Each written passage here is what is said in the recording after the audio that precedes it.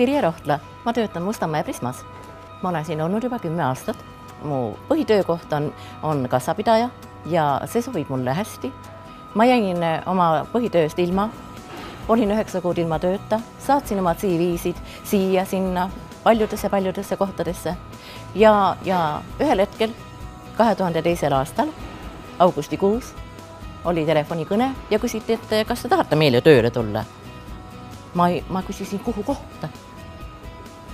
Kas te siis ei ole meile saatnud siis oma CV-d? Ma ütlesin, aga ma ikka küsin, kuhu kohta, sest ma olen nii palju neid saatnud. Ja jutuajamine sellega algas, siis mind kutsuti esimest korda Sikupilli Prismasse töövestlusele.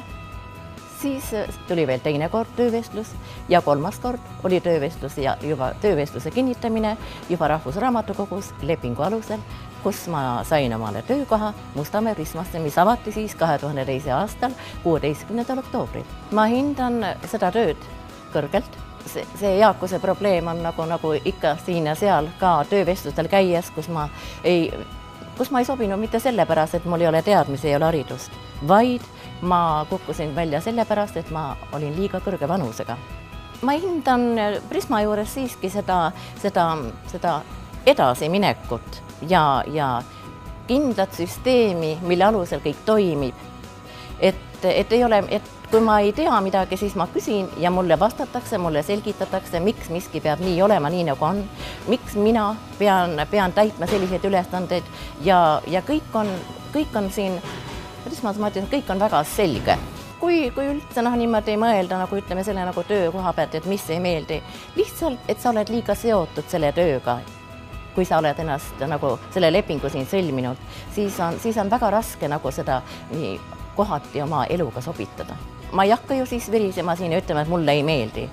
Mulle meeldib siin kõik nii nagu on ja ma ei hakka sellepärast sellest niisugust numbrit tegema. Ma soovitaksin ka, ma hakkaks juba noortest juba peale. Tegelikult noored inimesed, kes soovivad seda töökohta lisateenistuseks õppimise kõrvalt, on võimalik siin, on nii palju ikkagi võimalik, et noored, kes käivad koolis, mis on hoopis teise kellaajaga, kus õppimist sa ei saa muuta, siis meil võimaldatakse nendel käia niimoodi tööl. See on nagu vundament eluks, mis sa siin saad. See on suur firma, suur kollektiiv.